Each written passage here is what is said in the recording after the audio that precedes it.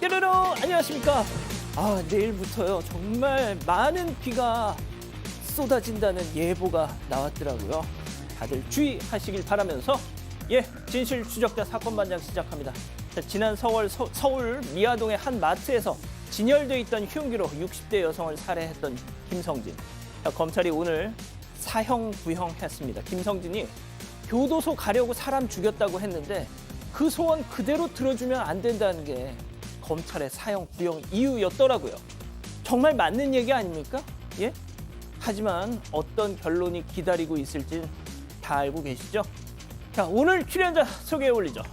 백다혜 아나운서, 양지열 변호사, 박상희 한국열린사이버대 교수 박지훈 변호사 나오셨습니다. 안녕하세요. 안녕하세요. 사진부터 갑니다. 자, 경기 평택 서정리역 부근입니다. 버스 정류장에서 대놓고 담배 피우네요. 금연구역이다 인간아 하신 윤예나님.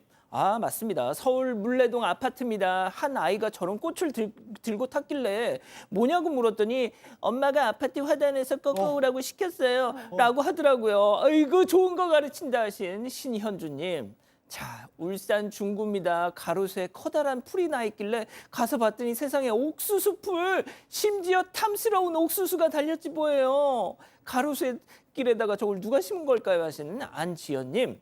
자, 치킨집에 초밥 배달하러 갔는데 거기 사장님이 장사가 너무 안 된다면서 남은 치킨을 공짜로 2마리나 주셨어요. 서울 상봉동 맛있탁 사장님 힘내세요 하신 최수빈님, 일산의 백남현님, 김부자님 모두 사랑합니다. 자, 재미는 물론 의리로 함께하는 아세사바 뉴스 755. 대한민국과 전 세계 동포 가족 여러분의 시선을 모아서 출발합니다.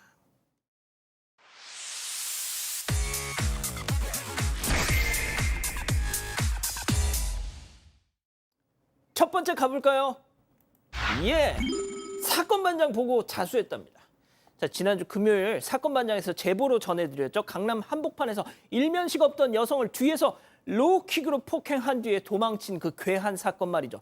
자, 이 자식 빨리 잡아야 한다고 했었는데 어제 자수했다고요. 네, 맞습니다. 지난 11일 사건 반장에서도 전해드렸던 폭행 사건인데요. 지난 10일 오전 서울 강남구의 한 길거리에서 30대 남성이 출근하던 여성을 쫓아가서는 뒤에서 발로 차서 넘어뜨린 뒤 달아난 사건입니다. 피해 여성은 이 충격으로 바닥에 쓰러져서 전치상의 2주 진단을 받았고요. 피해 여성과 가해 남성은 일면식도 없는 사이였습니다. 남성은 범행 나흘 뒤인 어제 오전에 경찰에 자수했다고 밝혀졌는데요. 경찰 조사에서 범행 동기에 대해서 여자친구를 만나러 빨리 가야 되는데 앞에 있던 피해 여성이 전화를 하면서 천천히 가서 화가 났다, 이렇게 진술을 했습니다. 뭐요? 여자친구 만나러 빨리 가야 되는데 피해 여성이 앞을 가로막고 천천히 가길래 화가 나서 저렇게 했다. 아니, 인도가 저렇게 넓은데 지가 피해서 가면 될 거니까 뭐 말도 안 되는 소리. 자, 그런데 박 변호사님. 네. 결국 또 사건 반장이 했습니다. 사건 반장이 얼굴을 정확하게 공개는 안 했습니다. 그럼에도 불구하고 본인이 자수한 데는 사건 반장을 보고 후회해서 했다라고 경찰에 진술한 바가 있습니다. 사건 반장 역할이라고 좀 생각도 들고요. 경찰에 따르면 이 사람 당시 그 술에 취한 상태고 전날부터 새벽까지 술을 먹었다고 하고요. 상해 혐의 당연히 인정되고 사건 경위를 조사하고 있다고 합니다. 말씀처럼 사건 반장이 이 사람을 어떻게 보면 검거한 것입니다. 양 변호사님, 저희가 보통 이렇게 얼굴에 블러를 쳐도 말이죠. 네. 당사자가 이 방송을 본다면 그 자체로도 엄청난 압박감이 드는 거잖아요. 그렇죠. 그리고 왜 그런 짓을 합니까? 애초에 그런 짓을 했다라는 게 또 저는 사건 반장의 큰 효능이지 않나 싶고요. 참 모르겠습니다. 저도 뭐 일반적인 공개는 원하지 않지만 필요에 따라서 얼굴 공개도 적극적으로 좀 해줘야 될 필요가 여기서 느껴지는 게 아닌가 싶네요. 좋습니다. 다음 이어가죠. 왜 밥을 안 줘? 자, 가게 앞에서 펼쳐진 충격적인 상황, 제보 영상 만나보시죠. 자, 한 여성이 다른 여성에게 달려든 머리채를 덥석 한 바퀴를 휙 돌려 바닥으로 냅다 내동댕이를 칩니다. 자, 쓰러진 여성을 그대로 놔둔 채 그냥 저렇게 자리를 떠나는데요. 당시 상황이 담긴 생생한 목소리 들어보시죠. 기다려! 신고했어요! 아니니까 가만히 있어! 머리끈이 자꾸 악재를 하는 때리려! 야, 니가 지금 날 놓고 지금 뭐 하는 짓이야! 사람 돈 빼가는 것도 아니고! 기다려! 아는 거 아니라고!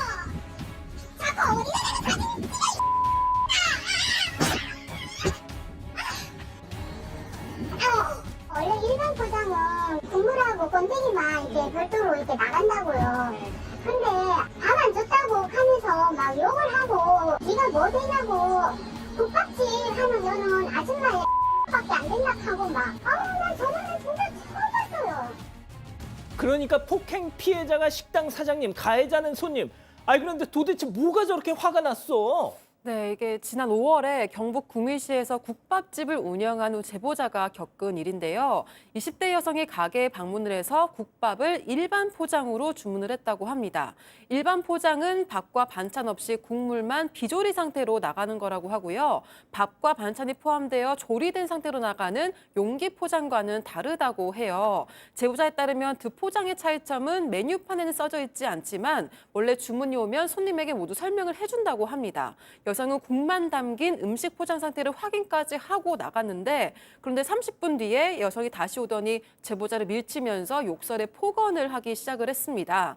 제보자가 왜 그러냐고 물으니까 여성은 밥을 왜 안 주냐고 항의를 하기 시작을 했는데요.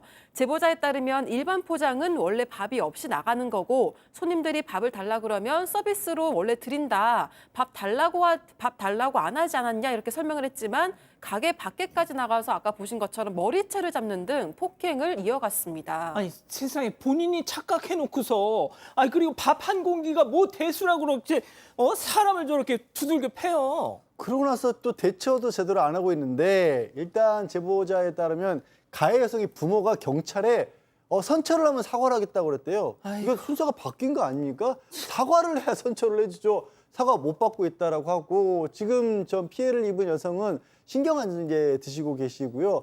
지금도 그때 생각하면 온몸이 벌벌 떨린답니다. 그래서 머리채 잡혔잖아요. 머리 짧게 자르셨답니다. 박 변호사님, 밥 한 공기가 저렇게 중요합니까? 야, 밥이 뭐 귀한 건 맞는데 저런 식으로 행동하는 건 타당하지 않습니다. 정신 바짝 차리고 살아야 됩니다. 왜 저렇게 화를 냅니까? 본인이 잘못했으면서. 그러니까요. 좋습니다. 자, 다음 이어가죠. 누군가 떠난 자리에 묵직한 지나간 자리에 꼭 흔적을 남기고 가는 민폐족들 첫 번째 제보 사진 만나보시죠. 주말을 맞아 콧바람 쐬러 경복궁 방문. 바로 그때 눈앞에 딱 포착된 저 동그란 것은 바로 따끈따끈하고 물컹한 아기 기저귀. 돌돌 말아 연석 위에 살포시. 아유 예쁜 내 새끼 누구 닮아서 이렇게 똥을 잘 싸나. 기저귀는 네가 치워. 기저귀를 열어본다고 국적이 확인되겠습니까? 많은 외국인 관광객이었으면 좋겠습니다. 포리너 아닙니다. 아마 한국으로 보이는 한국인이 했던 걸로 보이고 여기가 경복궁인데요. 부모님하고 같이 방문을 했는데 이 연석 끝쯤에 저것을 보게 됩니다. 뭔가 있어서 보니까 기저귀를 똘똘똘 말아가지고 아마 용변 봤던 거겠죠. 그것을 있었는데 문제는 외국인 진짜 많이 다니고 있거든요. 창피한 모습이기도 하고요. 그 옆에 쓰레기통이 좀 많았다고 해요. 또 심지어는 조금 더 지나가면 화장실도 있었다 해요. 저 화장실에 버려야죠. 저게 놔두면 어떡합니까? 자, 더욱 황당한 장면 바로 만나보시죠. 골목에 잠시 정차한 차량. 잠시 후에 저 차에서 운전석에서 한 남성이 내리더니 트렁크 쪽으로 다가가서 문을 엽니다. 그 안에 가득한 하얀 물체 중 하나를 저렇게 들고서는 어느 건물 주차장 앞에 들고 가서 저렇게 턱 내려놓고서는 갑니다. 과연 저 물체는 무엇이었을까요? 돌이래요. 교수님. 그러니까요. 정말 이해할 수가 없어요. 저 무거운 돌은 도대체 왜 가지고 나와서 사람들한테 민폐를 끼치는 건지 알 수가 없는데 어쨌든 저 남자 저렇게 차를 가지고 와서 골목길에서 이제 버린 거죠. 돌을 폐석인데요. 저곳에만 버린 것도 아니고 나중에 CCTV로 다 살펴보니까 동네 여러 군데를 다니면서 돌을 하나씩 그렇게 버리고 갔어요. 결국에는 이제 구청에서 이 사람 찾아냈다고 합니다. 그래서 그래요? 차량을 조회했더니 주소가 나왔대요. 그래서 이제 곧 과태료를 부과할 거라고 하는데 구청 직원이 나와서 이 사람이 버리고 간 폐석들 또 치워주셨대요. 이게 정말 여러 명 정말 귀찮게 하는 이런 일 왜 하시는 겁니까? 교수님 저 무슨 심산일까요? 그러니까 이거 저거 모르시죠? 돌도 버리려면 이제 돈 나오니까 돈을 좀 아끼려고 했는지 뭐 모르겠는데 완전 범죄를 꿈꿨겠죠. 이해할 수가 없습니다. 마지막 사연으로 가보죠. 살 빼는 남편 말려야 할까요? 왜 말려야 될까요? 집단 지성의 판단을 받아보고 싶으시다면서 제보해 주신 사연 함께 들어보시죠. 안녕하세요. 결혼 5년차 30대 후반 여성입니다. 남편은 마른 건 아니지만 나름 탄탄한 몸매였는데요. 그런데 결혼하고 아이 키우다 보니까 살이 10kg이나 쪘더라고요. 그러다 2달 전쯤 여름 옷을 정리하다가 남편이 옷을 한두 개 입어보더니 맞는 게 없다면서 이젠 진짜 살 빼야겠다고 했습니다. 이후 1달 정도 본격적인 다이어트를 시작했는데요. 아침 저녁으로 헬스장도 가고 식단도 샐러드에 닭가슴살 정도만 먹어요. 처음엔 이제 제대로 마음 먹었나 보다 하고 응원했는데 저랑 저희 아이가 먹는 것까지 간섭하고 신경질을 내기 시작을 했습니다. 저랑 아이가 군것질을 좋아해서 과자라도 먹고 있으면 칼로리가 얼마인 줄 아냐, 이 시간에 왜 먹냐고 잔소리를 하고요. 성격도 예민해져서 전화라도 못 받으면 휴대전화는 장식이야? 왜 한 번에 전화를 안 받아? 이러면서 짜증도 늘었습니다. 아이한테도 엄해져서 아이가 실수라도 하면 집안이고 바뀌고 호되게 혼내서 아이랑도 요즘 사이가 안 좋아요. 다이어트를 하면 스트레스가 많아져서 그럴 수도 있겠다 싶지만 왜 가족한테 이걸 푸는지 모르겠습니다. 이러다 보니 이럴 바엔 그냥 살찐 남편이 더 좋다 이런 생각도 드는데요. 남편이 목표한 10kg 중에 아직 5, 6kg밖에 안 뺐는데 그만 빼라고 말려야 될까요? 자, 기다리고 기다리셨던 부처 핸즈업 타임 6천여 분의 우리 가족 여러분들 채팅창에 OX로 함께 참여해 보시죠. 먼저 사연자 아내입니다. 오빠, 지훈 오빠, 왜 짜증이야? 가만히 있어도 더워서 짜증나는데 왜 오빠까지 짜증이야? 가만히 있는 처자식 괴롭힐 거면 다이어트 하지 마. 그냥 밥 먹어. 신랑 눈치 보느라 과자도 못 먹을 거면 나 결혼 뭐하러 한 거? 오빠한테 살 빼라고 한 적 없으니까 짜증 내지 말고 밥 먹어. 그냥 동그라미. 이 구도 간만에 나왔어요. 다음 남편입니다. 야, 다혜 너는 신랑이 맘먹고 살 좀 빼겠다는데 그걸 이해 못해줘? 내 친구 지열이는 다이어트 한다니까 재수 씨가 아침 저녁 러닝 같이 뛰어준다더라. 근데 넌 옆에서 라면 냄새 풀풀 풍기면서 고문을 하고 앉았으니 내가 짜증나 안 나. 그리고 살 빼면 나만 좋아? 너도 좋아, X. 박 변호사님. 글쎄요, 이거는 뭐 사실은 다이어트 하게 되면 스트레스 받고 짜증 나기 여사인데 뭐 그럴 수 있는데 뭐 먹는 거 이런 부분은 뭐 그럴 수 있다고 하지만 터무니없이 화를 내거나 짜증을 사람들한테 내는 거거든요. 빼지 마라. 이런 생각이 들어요. 자기 좋아로 빼는 거잖아요. 누구 남 좋아로 빼는 게 아니거든요. 화를 낼 건 아닌 것 같아요. 저는 다이어트 안 합니다. 그래서 화날까 봐. 그렇게 깊은 뜻이. 저는 안 합니다. 화날까 봐. 그러니까 그런 남한테 뜻이... 피해를 주면 안 된다. 뭐 먹는 거 이런 거는 조금 뭐 문제될 수 있지만 나머지 화내는 거는 전 반드시 이거는 안 된다고 봅니다. 박 변호사님한테 그렇게 깊은 뜻이 있는 줄 몰랐어요, 백다희 아나운서. 네, 저도 다이어트 하면서 좀 예민해지는 건 이해를 하는데 이렇게까지 하는 거면은 그냥 가족들의 모든 심리와 정신 건강을 위해서 그냥 안 하는 게 낫지 않을까 이런 생각을 했습니다. 자, 교수님. 네, 물론 아내의 짜증도 이해가 돼요. 네, 이 정도도 못 참아가지고 이걸 가족한테 특히 애한테 푸나 너무 화가 날 수도 있는데 사실 금연하거나 금주하거나 다이어트, 식단을 이제 이렇게 참는 거잖아요. 이럴 때 굉장히 괴롭고 예민해지고 짜증나는 분들이 많이 있죠. 근데 지금 이 가족 보면 2달밖에 안 지났어요. 근데 2달 동안 5, 6kg 뺐다 그러면 상당히 의지력 있게 다이어트하고 있는 중이거든요. 한 2달 정도만 더 참으시면 10kg 빼거든요. 조금 더 참아주시는 게 모두를 위해서 낫지 않을까 하는 생각을 그냥 해봤습니다.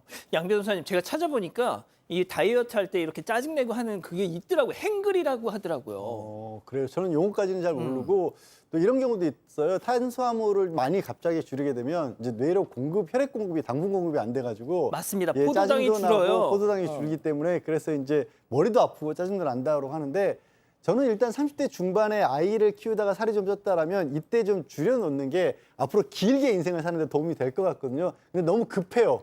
뭘 갑자기 아침 저녁으로 헬스장을 다니고 갑자기 샐러드 닭가슴살 그렇게 먹으면요 다시 돌아옵니다. 이거 큰일 나고요. 요요. 조금 요요 돌아오니까 조금씩 뭐 탄수화물을 반 정도 줄인다든가 점심 식사 정도를 반 정도 줄이고 아니면 하루 정도 또 치팅데이 더 정해가지고 먹고 싶은 거 먹어가면서 2달이 아니라 한 4달, 5달 정해놓고 빼야죠. 너무 급해서 저러는 거예요. 그렇군요. 자, 우리 가족 여러분들은요. 네, 무기마루님 저런 정신으로 무슨 다이어트라고 하셨고요. 김현희님 남한테 화낼 수 없으니 만만한 게 가족인가요? 라고 하셨습니다. 하지만 현주님은요. 근데 솔직히 다이어트 하는 사람 앞에선 좀 피해서 먹읍시다. 다 같이 도와줘야 해요. 라고 하셨습니다. 그렇군요. 자, 사반 제보 메일과 카톡 제보 채널에선 많은 제보 기다리고 있습니다. 자, 잠시 뒤에 돌아옵니다. 리모컨 돈 터치. 퍼실. 널 때는 향긋, 말릴 땐 꾹꾹. 냄새 원인 잡는 퍼실 엑스퍼트 실내 건조. 구중 효소가 냄새 원인 물질을 싹. 햇살에 말린 것 같네. 상쾌한 실내 건조, 딥클린이 답이다. 퍼실 엑스퍼트 실내 건조. 빨리 빨리 빨리 빨리 빨리 빨리빨리 자라는 나라의 패스트푸드, 당연히 놀라울 수밖에. 한국인의 패스트푸드를 세계인의 베스트푸드로. 롯데리아. 너무 빨리 먹었나? 엄마, 얼음. 아이스크림. 우와, 아이스크림. 아이스크림. 와, 얼음 나무다. 국내 최초 얼음 정수기. 특허받은 얼음이니까. 엄마, 얼음 엄청 많아. 얼음 정수기는 정원 아이스 뉴 아이스트리. 페브리즈 찐템인 거 아세요? 우리 애들 신발에도 뿌리고요. 청바지 자주 못 빨잖아요. 커튼에도 소파 정리 후에도 이렇게 페브리즈로 상쾌해졌죠? 강력 탈취로 냄새 리셋. 페브리즈.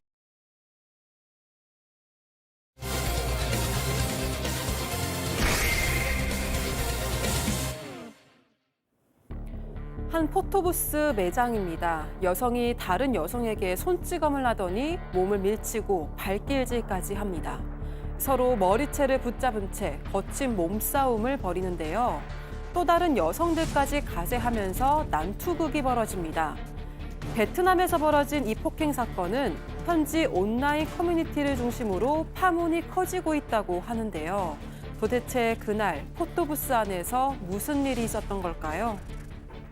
자, 어제 새벽 2시부터 지금 현재까지도 방금 보신 그 사건을 좀 다뤄달라. 지금 제보 카톡, 이메일, 심지어 말이죠. 응우엔 띠투엔님, 투타오님, 쩌황님, 투이비정, 응우엔 까투엉. 베트남 현지 분들이 한글 번역기를 돌려서 사건 반장에 제보를 하겠다고 지금 이 내용을 보내주고 계세요. 아마 어떤 분이 사건 반장이라는 프로그램에 여러분들이 한번 제보를 하라 뭐 이렇게 뭘 적어 놓으셨나 봐요. 박 변호사님. 네. 매일이 지금 베트남 현지 분들이 수백 통을 보내고 있어요. 그만큼 사실 이 사건이 일파만파적으로 커지고 있는 그런 상황인데, 사건 발생 시간은 11일 밤 9시 13분입니다. 현지 시간입니다. 베트남 현지 하노이에 있는 그 포토 부스에서 있었던 일인데요. 한국 여성 2명이 베트남 여성들한테 시비를 걸면서 말다툼을 했고요. 나중에는 이렇게 몸싸움이 일어나요. 머리채를 잡고 몸싸움이 발생하는 그런 상황인데, 직원도 이제 그걸 보고 어쩔 줄 몰라서 말렸는데 상황이 진정이 안 되니까 직원이 결국 현지 공안에게 신고를 했고요. 이 폭행 장면이 담긴 이 영상 자체가 온라인, SNS, 커뮤니티를 아이고. 중심으로 엄청 빠르게 확산이 됐습니다. 결국은 베트남 현지에서도 매체 보도가 된 그런 상황입니다.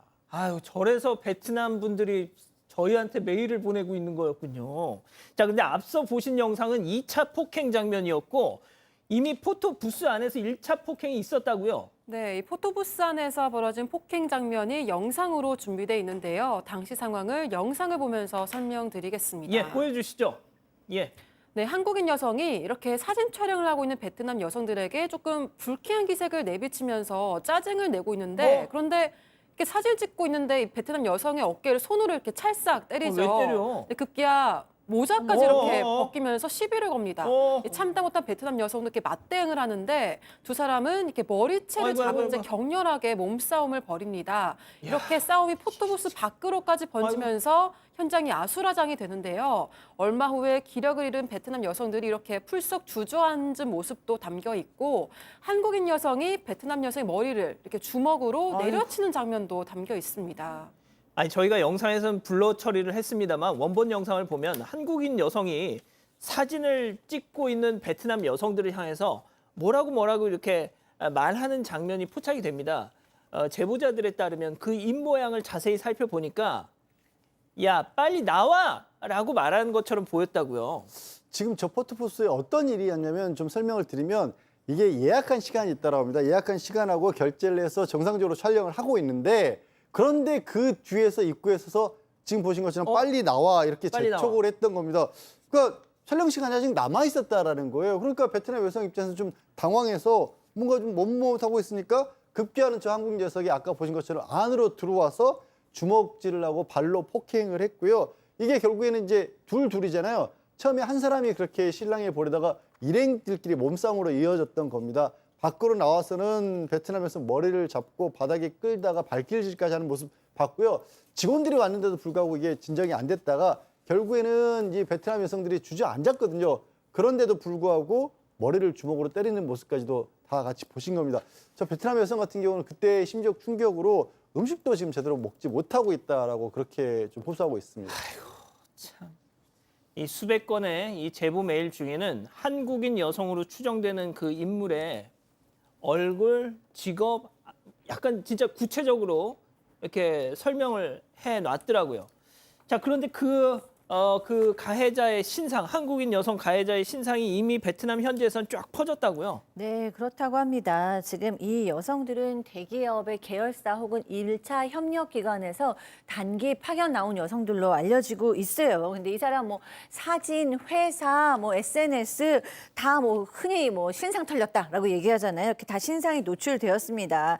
그리고 이 베트남 지금 분위기가 굉장히 좀 심각하대요. 모든 이걸 본 사람들이 한국인 여성의 행동은 도저히 용납할 수가 없다. 공공장소에서의 폭력은 엄정하게 처벌돼야 된다라고 얘기하고 또 나아가서 예전에 있었던 한국인들의 갑질까지 재발굴돼서 비판되고 있다고 합니다. 사실 입장 바꿔놓고 저희도 누군가가 죄 없이 저렇게 사진 찍는데 어느 나라 사람들이 와서 때리고 이랬으면 너무 화가 안 날 수가 없잖아요. 이 영상을 본 지금 국내 네티즌들도 굉장히 화가 났어요. 우리가 다 부끄럽다. 남의 나라 가서 왜 저러냐. 외국 무서운 거 왜 모르냐. 이런 식의 반응이 이어지고 있습니다. 지금 보고 계시는 게 저희 메일 박스로 들어온 베트남 현지인들의 제보 메일입니다. 물론 내용은 다 같아요. 어떤 분이 딱 양식을 정해줬던 모양이에요. 한국어로 번역한. 그래서 그걸 다 복붙해서 저렇게 베트남 분들이 저희한테 보내주셨는데 이렇게 논란이 커지는 와중에 이 폭행에 가담한 한국인 여성으로 추정되는 인물의 입장문이 베트남 현지 SNS를 중심으로 또 떠돌고 있습니다. 체크포인트 짚어보죠. 일당락된 일당락, 일단락이 아니고요. 그렇죠. 일당락. 이게 무슨 말이죠? 뭐 일당, 이당 뭐 그런 거 아닌데 이 여성이 본인이 SNS 글을 쓰면서 일단락인데 아마 일당락으로 오탈자 뭐 잘못된 글자를 썼던 것 같습니다. 그러면서 내용 그거예요. 신상이 유출된 피해자입니다. 자기가. 그래서 치료비 포함한 6천만 동, 하나로 한 317만 정도 되는데 지급하기로 했고 일당락된 일이니까 신상 유출 없었으면 합니다. 이렇게 글을 썼어요. 근데 사실은 이게 피해자가 아니고 가해자잖아요. 유출 부분은 뭐 알 수는 없지만 그런 부분 때문에 오히려 이 글 때문에 베트남에서는 더 비난하고 비판을 하는 그런 상황입니다. 자, 근데 이제 저희가 그 가해자 여성이 쓴 글인지 아직 확신을 못 하겠어서 진위 여부는 좀 확인을 해봐야겠습니다만 폭행 사건 이후 나는 귀국 예정이다. 합의금 317만 원을 근데 이게 관련해서 다양한 설설설이 막 퍼지고 있던데. 자, 교수님, 네. 저희가 그 해당 업체, 제가 알기로는 이게 뭐 코스피에 상장된 기업으로 알고 있는데 직접 저희가 연락을 해봤죠. 네, 저희가 문의를 해봤습니다. 그 관계자가 해당 직원에 대해서는 지금 내부 조사 중이다라고 밝혔고요. 그 피해자인 베트남 여성들과도 접촉을 하고 있다라고 밝혔습니다. 그리고 정리가 되는 대로 공식적인 입장을 밝히겠다라고 전해왔습니다. 자, 양 변호사님. 지금 들으신 것처럼 베트남 현지에서 이 사건 때문에 혐한 분위기가 막 엄청나대요. 자, 베트남 사람들이 얼마나 미국과의 전쟁에서도 우리가 이겼다 해서 얼마나 자존심이 센 사람들입니까? 이전부터 베트남이 역사적으로도 사실 삼국지에도 나오는 국가입니다. 전쟁과 관련돼서 피해의식도 많고 자존심도 센 국가이기도 하고 또 아직 사회주의 국가입니다. 그래서 동남아시아 다른 나라보다도 공안의 힘이 굉장히 센 것이고 좀 엄격한 편이에요. 저는 저 가해 여성들이 도대체 왜 저런 짓을 했는지는 뭐 술에 취했다라고 뭐 입장문에 나왔다고 하지만 글쎄요, 생각보다 좀 엄격하게 처벌을 받을 가능성도 예를 들어서 그 베트남에서 출국을 금지한다거나 할 가능성도 충분히 있어 보여요. 이렇게까지 이제 국내에서도 문제가 되면 베트남 당국 입장에서도 그냥 넘길 수는 없지 않습니까? 도대체 왜 그랬어요, 진짜. 아이고. 박 변호사님. 이제 처벌이 이제 불가피할 것 같고 저 뭐 술 먹었다 해가지고 봐주지도 않을 뿐더러 그럼요. 동기가 되지가 않습니다. 그리고 더 이제 좀 안 좋은 게 저는 영상 자체가 처음부터 끝까지 거의 다 있거든요. 사실은 본인이 폭행을 시도했고 시비를 걸었고 그 후에 폭행을 가하고 상해를 가하는 장면도 상당히 충격적입니다. 아마도 이게 뭐 외교적 문제까지는 되지는 않겠지만 그런 것도 반영이 된다면 저는 아주 크게 중하게 처벌될 가능성이 배제할 수 없다 이렇게 생각이 듭니다. 나라 망신입니다. 첫 번째 사건 정리하고요. 두 번째 이어갑니다.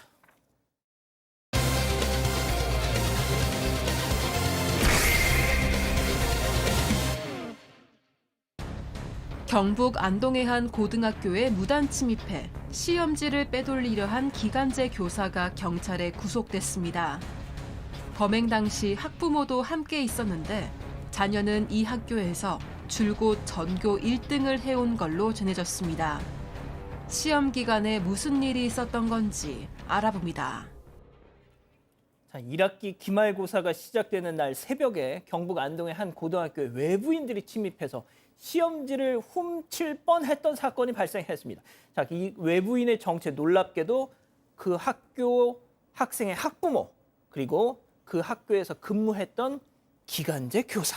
그렇습니다. 지난 4일 새벽 1시 20분쯤에 경북 안동의 한 고등학교에 외부인 2명이 침입을 했는데요. 이들은 3학년 교무실로 향했습니다. 그리고 목적은 하나였는데 바로 4일부터 치러지는 1학기 기말고사 시험지 중 일부를 훔치기 위해서였는데요. 학교에서는 지난 4일 금요일부터 9일 수요일까지 기말고사가 치러질 예정이었습니다. 학교에 보안 시스템이 있었지만 이들이 들어갈 수 있었던 건 침입자 중 한 명이 과거 이 학교에 근무했던 기간제 교사였기 때문이었는데요. 해당 학교 보안관은 지문으로 또 교무실은 비밀번호로 출입을 가능했는데 해당 기간제 교사는 이미 지난해 2월에 학교에서 퇴사를 했습니다. 하지만 보안 시스템에 지문이 여전히 등록돼 있어서 출입이 가능했고요. 비밀번호는 미리 알아뒀다고 합니다. 그리고 같이 학교에 침입한 또 다른 인물은 바로 고등학교 3학년 딸을 둔 학부모였습니다. 이들의 범행이 발각된 게 또 다소 황당한데요. 이때 마침 오류가 난 보안 시스템이 재부팅이 되면서 내부 침입자를 감지를 했고 이 사실이 보안업체에 전달이 되면서 덜미가 잡혔다고 합니다. 자, 들으신 것처럼 보안 시스템 오류만 아니었다면 이거는 완전 범죄가 될 뻔했던 사건. 자, 연루된 사람만 총 3명인데요. 가장 먼저 구속된 그 전 기간제 교사는 어떤 사람이었을까요? 체크포인트 짚어보죠. 자, 2년 전 국어 선생님 퇴사한 지 1년도 넘었기 때문에 학교에서도 금방 이 교사를 알아채지 못했다고 하는데요. 학교 관계자 얘기 직접 들어보시죠.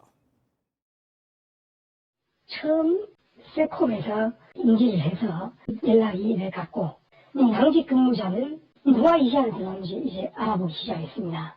지문이 찍히면 핸드폰 번호가 뜬다고 합니다. 도대체 누구일까라고 하다가 그 학생들한테 물어보니까 지금 현재 3학년 학생들이 1학년 때 배웠던 국어 선생님의 번호가라는 게 이제 돼서 CCTV부터 확인을 하자. 저희는 그 선생님만 잠깐 들어왔다 나간 걸로 생각을 했는데 CCTV상 2명으로 잡힌 겁니다. 이거는 분명 평가와 연관된 그 모습 아닐까. 그 다음날 아침 일찍 경찰에 112에 신고를 했습니다. 자, 이 퇴직자에서 누군지도 몰랐는데 아이들이 2년 전에 퇴직했던 국어 선생님인데요? 딱 그랬다는 거죠? 네, 그러니까 보안업체에서 학교 당직자한테 이 침입한 사람의 전화번호를 알려줬는데 그 당직자는 이제 알 수가 없고 보니까 이제 퇴직한 선생님이라는 거 정도만 이제 알게 된 거예요. 그래서 기숙사에 있는 아이들한테 혹시 너네 이 전화번호 누구 건지 아니? 라고 물어봤더니 그때 학생들이 이 번호 우리 고등학교 1학년 때 저희 가르쳤던 국어 선생님 전화번호예요? 라고 얘기를 했어요. 근데 그 와중에 이 당직자한테 전화가 왔는데요. 행정실장에 전화가 온 겁니다. 그러면서 뭐라고 하냐면 학교에 들어온 사람들 신경 쓰지 않아도 된다. 내가 같이 있다 들여보냈다라고 얘기를 한 거예요. 이 당직자는 행정실장의 말을 들어야 되는 위치라고 합니다. 그런데도 아무리 생각해도 퇴사한 교사가 학교에 들어온 게 너무 찝찝해서 결국에는 이제 학교에다가 얘기를 했어요. 학교에 보고해서 학교에서 CCTV를 봤더니 이 교사 외에도 한 명이 더 있는 거를 알게 됐고요. 뭔가 시험과 연결된 것 같은 느낌이 들어서 경찰에 신고하게 됩니다. 자, 들어보셔서 아시겠지만 느낌이 오시겠지만 행정실장도 좀 이상합니다. 자, 일단 퇴사한 기간제 교사가 새벽에 교무실 들어온 것도 수상한데 심지어 학부모와 함께였다. 자, 양 변호사님. 예, 이거 출입 기록을 보니까요. 지난해에 2번, 올해 5번, 총 7번을 들어왔던 겁니다. 그런데 들어온 시점이 중간고사 앞두고 기말고사 앞두고 들어왔던 거고요. 올해 같은 경우 특기평가 전날, 그리고 중간고사 전날, 그리고 기말고사가 시작될 때부터 해서 이틀 연속으로 이렇게 계속해서 하다가 마지막 날은 새벽에도 출입을 했던 겁니다. 이게 아무래도 날짜가 뭔가 시험지 같은 게 유출됐을 가능성이 높아 보이지 않습니까? 이 학부모가 같이 왔다 그랬잖아요. 이 학부모의 딸, 그러니까 학생이 이 학교에 입학하기 전부터 그 기간제 교사한테 과외를 받았다랍니다. 개인 과외를. 그런데 그게 고등학교의 기간제 교사로 발령을 받고 난 뒤에도 계속해서 가르쳤다는 거예요. 불법이잖아요. 원래 기간제 교사는 개인 과외를 하면 안 되죠. 불법이죠. 그것도 불법이죠. 그것부터. 자, 박 변호사님. 예. 왠지 말이죠. 네. 내가 그래도 가르치는 애니까 그냥 이거 해줘야지 이럴 사람이 있습니까? 없어요. 돈 받고 하는 거 아니겠습니까? 자, 그래서 경찰이 이제 가장 주목한 거는 돈이 오갔느냐 이 부분을 좀 확인을 했는데 이 해당 학부모 딸이 고등학교 입학이 2023년입니다. 그때부터 이 기간제 교사하고 학부모하고 거래 내역이 왼쪽이 있습니다. 기간제 교사고 오른쪽이 학부모입니다. 학부모입니다.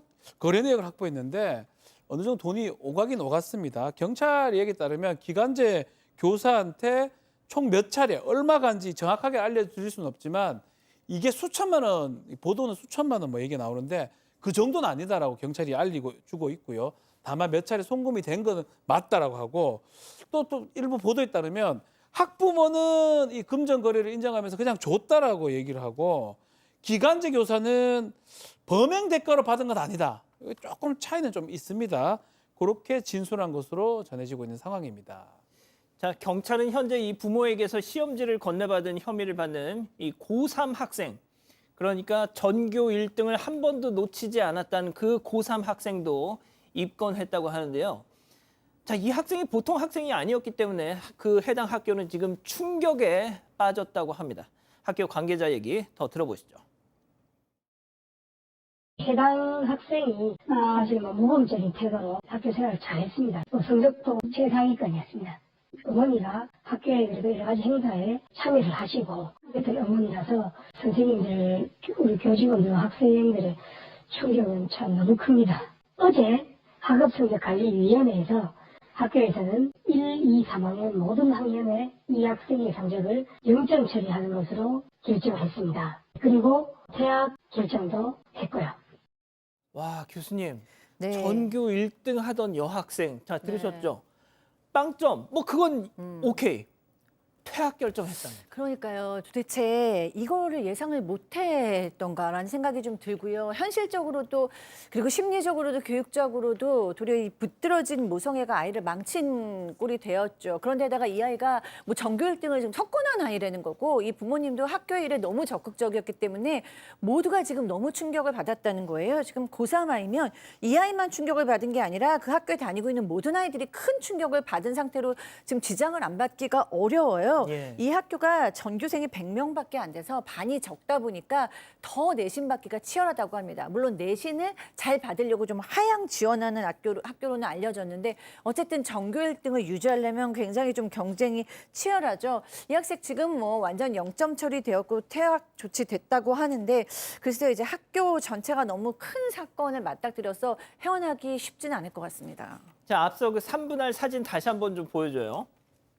자, 사진 맨 왼쪽이 그 행정실장 딱 누군가 침입을 했다고 보고하니까 나랑 다 얘기된 거니까 괜찮아요 했던 그 행정실장, 가운데가 그 기간제 교사, 맨 오른쪽이 그 학부모입니다.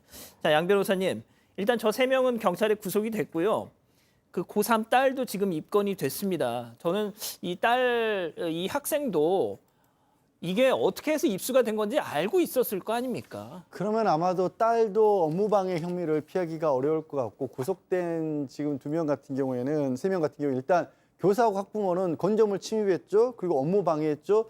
그리고 이 지금 선생님 같은 경우에는 선생님이기 때문에 공무원으로서 준용이 됩니다. 그래서 뇌물죄, 부정처사후 수뢰죄가 적용이 되는 상황입니다. 그리고 이 사람들을 도운 걸로 알려진 행정실장 같은 경우는 이런 범죄들을 방조한 것으로 지금 보이는데 행정실장이 예. 그러니까 이 사람들이 들어올 때 맞춰서 시험지가 있는 교실 문을 잠그질 않고요. 또 이들의 출입 사실이 적발되고 난 뒤에 CCTV에 있는 영상을 삭제하거나 그 보존 기간을 줄인 그런 혐의를 받고 있는데 아니 도대체 얼마나 어떤 일을 꾸미려고 이렇게까지 일을 크게 저질렀을까요? 참 박 변호사님, 답답합니다. 네.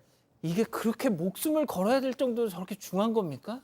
그렇죠. 그러니까 점수 내신 성적으로 뭐 좋은 대학을 가려면 뭐 그런 것도 있겠지만 과연 이제 이 학생이 얼마나 그냥 성실했다고 하니까 정말 실력이 전혀 없는 건지 어떻게 되는 건지 그런 부분 좀 확인이 좀 필요하지 않을까 생각이 듭니다. 교수님, 그리고 정말 전교 1등을 했던 친구가 저렇게 됐으니 정말 이게 공부를 잘해서 1등이었다고 생각이 안 들게 되잖아요. 그렇죠. 이 아이가 도대체 저 개인적으로 이번이 처음은 아니었을 것 같은 너무 여러 가지 합리적인 의심이 들잖아요. 그리고 그 안에서 이 아이가 받을 평생의 어떤 충격도 본인도 잘못했을 가능성 높고요. 저는 그 옆에 있는 친구들도 도대체 우리가 뭘 하고 있는 건지, 우리는 왜 이렇게 죽을 각오로 열심히 공부를 하고 있는 건지 굉장히 자괴감이 느껴질 것 같아요. 하여튼 큰 무리를 일으킨 것이 사실인 것 같습니다. 예. 자, 두 번째 사건 정리하고요. 별별 상담소 이어갑니다.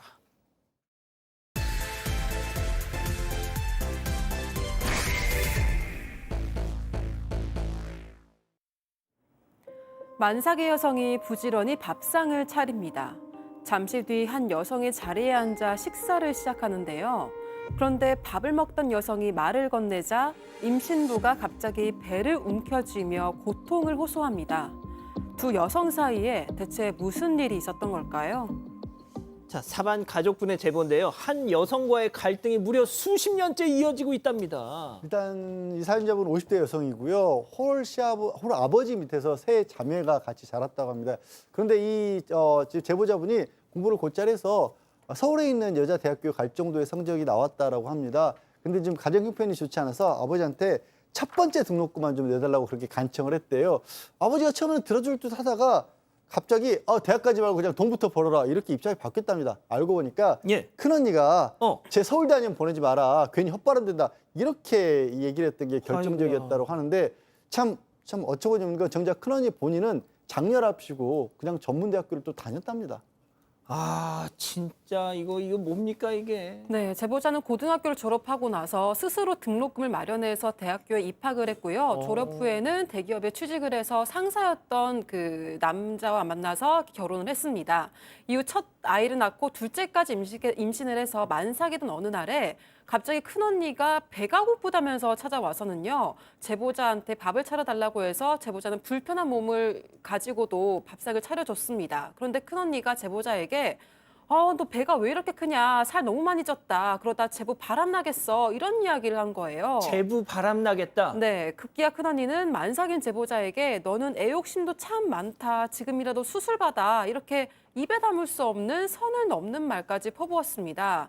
그런데 제보자가 이 일로 스트레스를 받아서요, 배가 뭉치고 하혈까지 했고 그 뒤로는 큰언니와의 만남을 피했다고 합니다. 자, 그러다 3년 전 온 자매가 총출동하는 일이 발생했다고요. 자, 요양병원에 계시던 홀 아버지죠. 세상을 떠났습니다. 장례가 이제 끝날 무렵에 언니가 이제 얘기를 좀 합니다. 아빠 땅하고 집 다 내 거다. 내가 가지겠다라고 얘기를 했는데 왜냐 이러니까 아버지가 그렇게 유언을 했다고 하면 약속을 했다고 한 게 언니 주장이에요. 예. 그렇지만 이를 증명할 서류는 전혀 없습니다. 그렇지만 또 아빠 나 모셨던 거 알지? 라고 자매들한테 견제하는 모습도 있었고 근데 실제는 어떠냐면 예.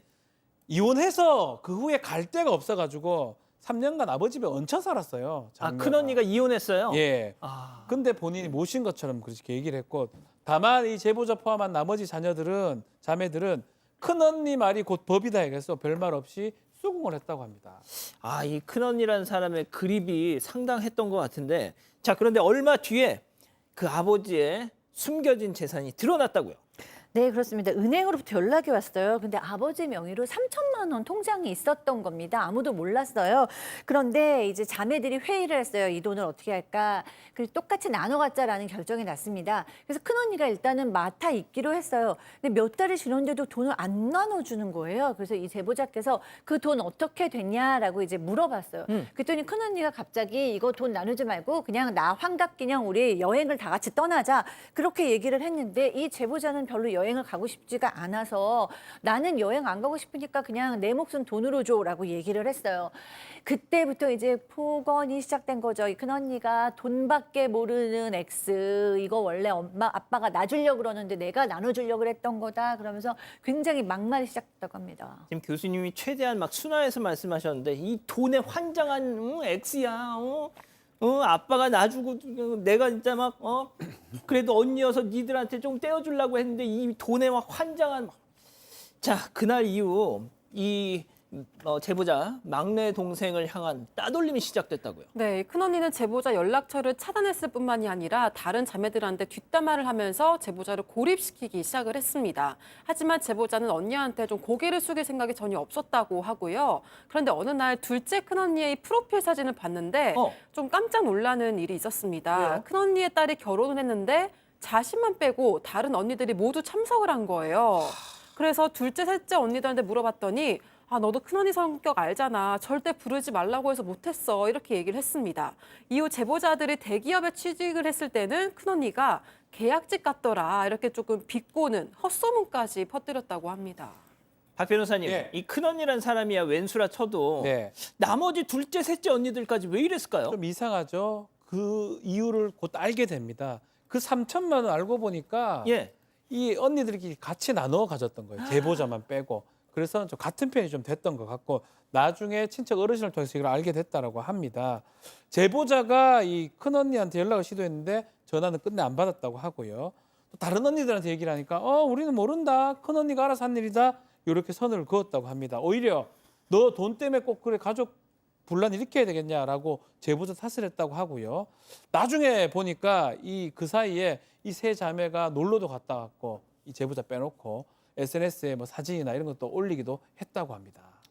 야, 막내 너 돈 그거 몇 푼 때문에 이렇게 자매들 사이 막 갈라치기 할 거야. 오히려 더. 자, 제보자가 방송을 결심한 이유 돈 때문만이 아니라고 합니다. 직접 얘기 들어보시죠. 아니 솔직히 너무 비참해가지고 막 뭐랄까 저를 그냥 돈을 뭐 주고 안 주고를 떠나서 저한테 이렇게 욕을 하고 막 그렇게 저한테 몰아붙이고 했던 게 너무 이제 서글픈 거예요. 그 돈 그냥 네가 없어도 되지 않냐고 우리 없는 셈 치고 그냥 그 사람 잊어버리고 살으라고 그렇게 얘기하는데 저는 부스부스 자다가도 막 너무 억울하고. 자양 변호사님. 일단 언니가 아버지로부터 그 땅과 그다음에 통장에 있는 돈을 마음대로 써다 좋다고 서류가 없다 그랬잖아요. 그건 사실은 아버지 약속이 있었는지 없었는지 모른다는 얘기고 이 자매들이 똑같이 상속분에 따라서 나눠 갖는 게 원칙인 겁니다. 게다가 그렇게 나눠 갖기로 합의까지 했다는데 그걸 나중에 깬 거잖아요. 사실 뭐 제가 뭐 소송을 꼭 하라 이런 말씀은 아니지만 권리가 있으시기 때문에 이럴 경우에는 상속회복 청구권이라는 걸 통해서 다시 되찾아올 수가 있습니다. 자기에 해당하는 상속분만큼은 그런 법적인 어떤 조치는 취할 수 있습니다. 그렇군요. 자, 교수님. 네. 저는 이런 사연 들을 때마다 형제는 진짜 아무것도 아닌 건가라는 생각이 들어요. 형제가 아무것도 아닌데, 그러니까 것이 아무것도 아닌 게 아닌데 때로는 좀 멀리 있어도 괜찮은 형제들이 있고 때로는 멀리 있어야 하는 형제들도 있는 것 같습니다. 저는 이 가정을 보니까 어렸을 때 어머니를 여의고 홀 아버지와 네 자녀가 함께 살았잖아요. 그래서 이 큰 언니가 마치 엄마의 존재처럼 된 것 같고 이 아버지도 이 큰딸을 의지하면서 사셔서 큰딸의 이기가 마치 법처럼 된 것 같아요. 그런데 그 큰딸은 사실 엄마는 아니잖아요. 그러니까 굉장히 뭐 사랑이나 공감 것보다는 본인의 이득이나 뭐 이런 걸 위해서 권력을 가지고 통제를 한 것 같은데 이 동생들은 엄니의 뜻을 따르지 않는 게 마치 엄마를 따르지 않는 것 같은 죄책감을 좀 갖고 있는 것 같은데 이 제보자는 유난히 똑똑하고 독립적인 것 같아요. 맞아요. 그래서 할 말을 다 하고 혼자 힘으로 공부하고 성공도 하고 이런 것 같습니다. 굉장히 외롭고 비참하시고 이럴 것 같은데 그래도 이제 좀 시간이 지나면서 그중에서 지각 있는 자매들이 좀 생겨서 대화가 가능한 시간이 있지 않을까 위로해 봅니다. 자, 우리 가족 여러분들 뭐라고 하십니까? 네, 장미님 주눅 들지 말고 당당하게 맞서야 됩니다라고 하셨고요. 마티즈님 집안이랑 손절하세요라고 하셨습니다. 안나님도 법대로 하고 연 끊으세요라고 하셨습니다. 예, 별별 상담소 이렇게 정리하고요. 글로벌 픽 이어갑니다.